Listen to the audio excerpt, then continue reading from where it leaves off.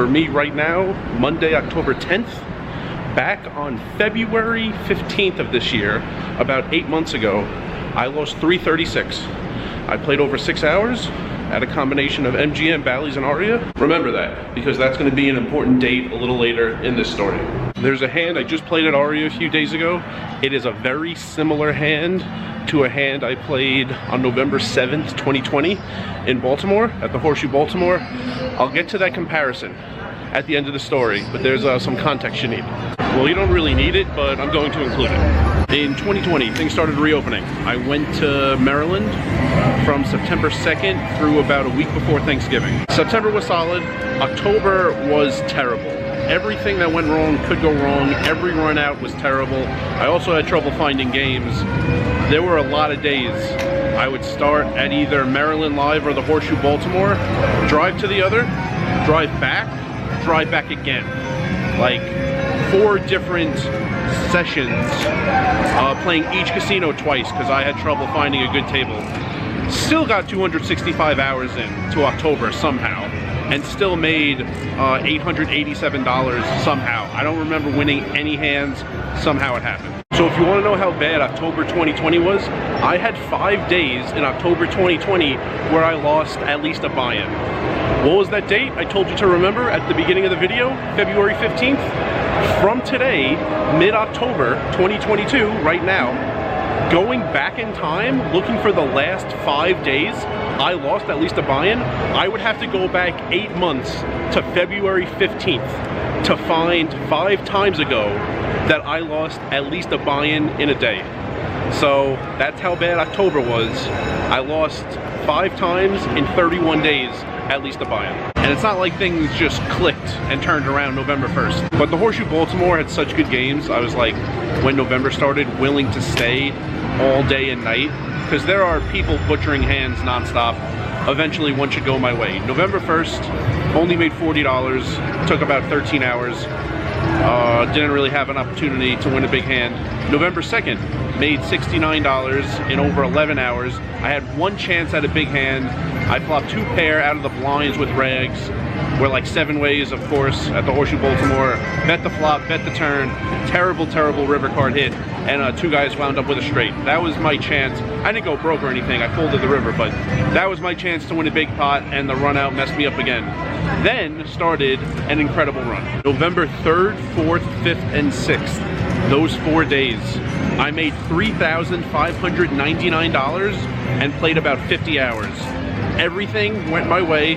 It was like one of the great 4-day stretches of my life.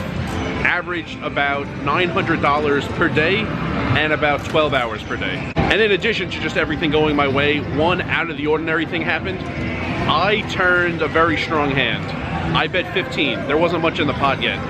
A guy who was like playing with some chips in his hand threw out 3 greens for 75, thinking they were reds, 15.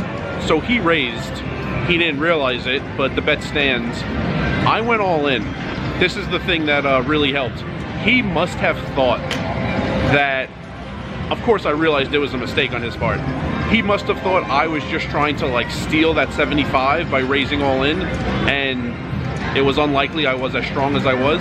So he called all in, never saw his hand, but it couldn't have been that strong. So instead of winning like $50 from him that hand, I won a full stack, but still, I mean, $3,599 total in 4 days. It was a great 4 days. I thought it was gonna continue like all month. I was on pace for like 20, 25 grand in the month. And then November 7th happened. November 7th, Horseshoe Baltimore, 2020. Things were going okay. It's probably up like 30 bucks or something. There is a straddle. I limp with aces. I know exactly what's gonna happen. The only thing I don't know is what the turn and the river cards are gonna be. Bunch of people call the 6. Straddler makes it something that will never get a fold from anybody. He makes it 15. A bunch of people put in the 15. Comes back to me. I make it 90. There's no chance I'm taking this down pre-flop. I just don't know how many callers I'm gonna get. One guy is all in for like slightly less, like 85 or something, and 2 guys with plenty of money behind call. 4 ways for 90 bucks. I end up shoving the flop. 1 guy folds, the 1 player is all in, and the 1 other guy calls with a gut shot. He had Queen 9 off, called the $90 pre, thanks a lot, and called my all-in on the flop. Also, thanks a lot. He rivered me though. So that was the end. It wasn't a catastrophe of a day or anything, but that was the end of the incredible run. If that hand holds, I take that guy's stack, the other two guys who called pre, I'm up like 500 at that point, on my way to another killer day. So if that run out were a little better, I thought I might have like one of the best months of my life. But the comparison is a very similar hand happened at Aria a few days ago. There was a raise to 15, I think 4 callers, and I woke up with aces, not going 6 ways, got to put in a raise of some sort. I actually think it's really way too high, the formula a lot of people use. It's usually like 3 times the raise plus 1 for every caller. And even add 1 more if you're out of position. I was out of position. So that would make it 120. I mean, 15 to 120 is a huge, huge raise. I usually dial it back some. I'm not a fan of that formula. I made it 85, understanding that the callers probably don't have much. My best chance at getting called is from the original raiser. He thought for a little bit, he gave it up, and the other guys folded fairly quickly. Whatever, I took down like 75 without a flop. Decent outcome. But anyway, that's the comparison. In Vegas, I knew there was only a chance at one guy calling the original raiser, and he ended up not calling. In the Horseshoe Baltimore, I knew there was no chance the hand was ending pre-flop, and 3 guys ended up putting in the 90. 2 guys put in the 90, 1 guy was all in for a little less. So that's the difference between poker in Vegas and poker in Baltimore. Now you know. Yeah, I got it at the stadium. Man.